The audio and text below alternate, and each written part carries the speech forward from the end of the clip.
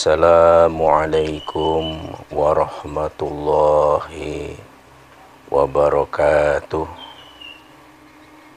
Bismillah walhamdulillah, wassalatu wassalamu ala rasulillah wa ala alihi wa sahbihi wa mawalah, amma ba'du.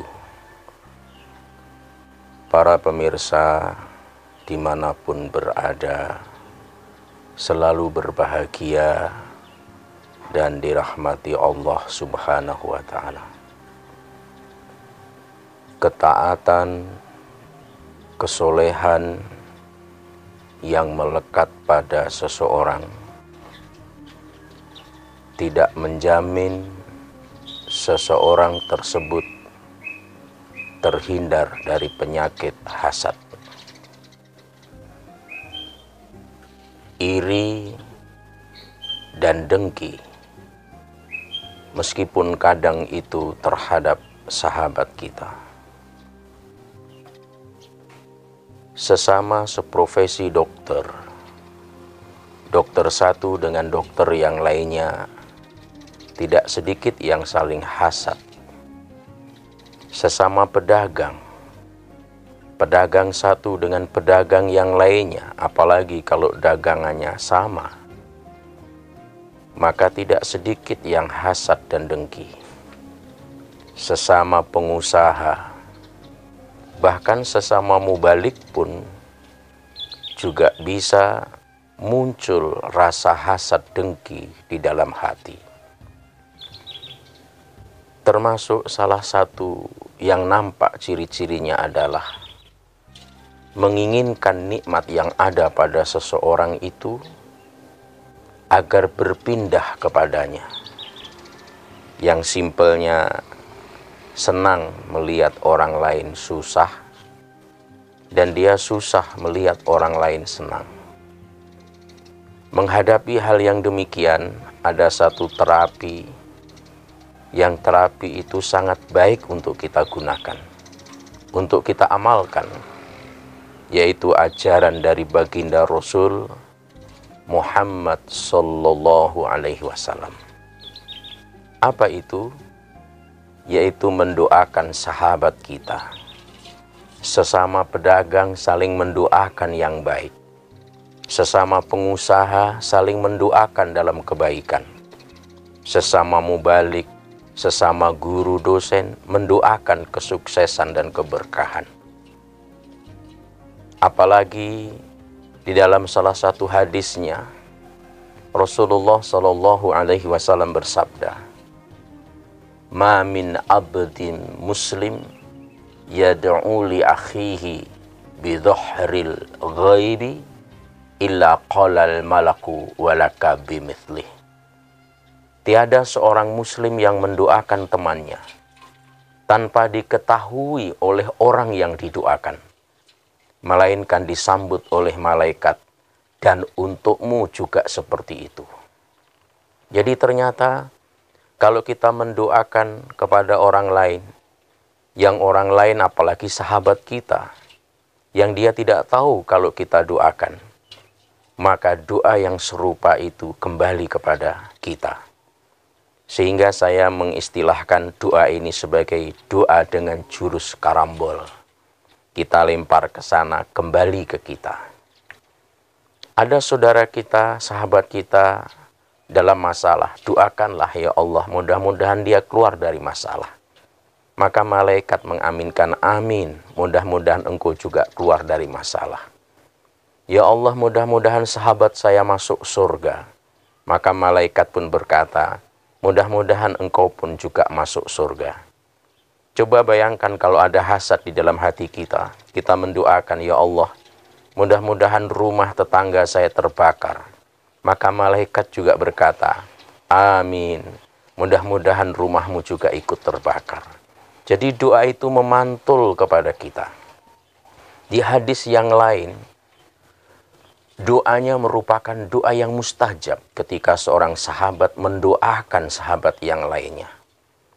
inda ra'asihi malakun muwakkalun kullama da'a li akhihi bi khair qala al malakul muwakkalu bihi amin walaka bimithlih.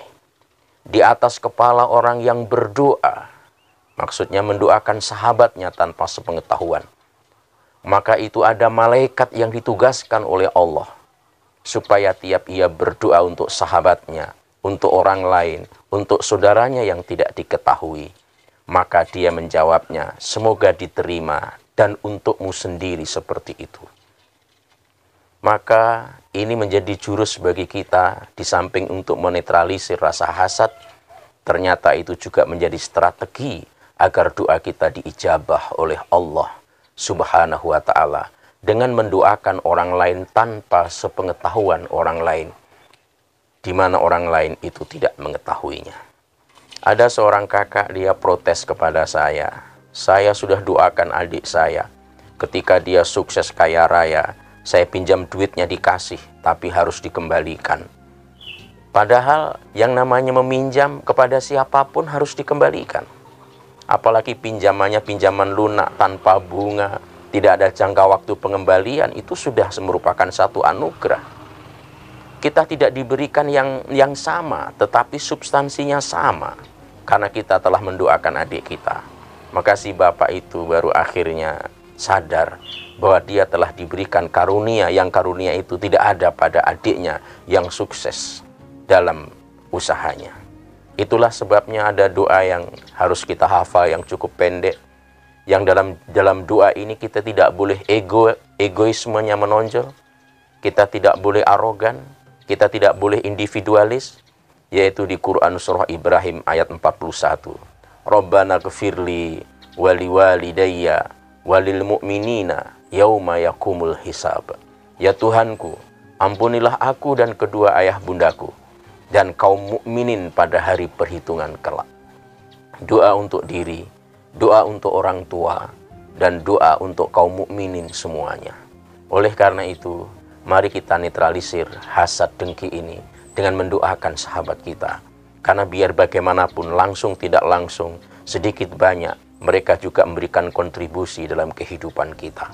Ada tingkatan hasad dengki. Yang pertama, orang yang berhasad berusaha nikmat itu berpindah pada dirinya. Maka ini adalah dosa. Yang kedua adalah hasad dengki di hati muncul, tapi tidak terungkap lewat ucapan dan tindakan. Maka menurut Hasan Al-Basri ini tidak berdosa. Yang terbaik adalah yang ketiga, ketika muncul kedengkian, hasad terhadap sahabat kita, maka kita berusaha menghilangkan dengan doa seperti yang telah kami terangkan.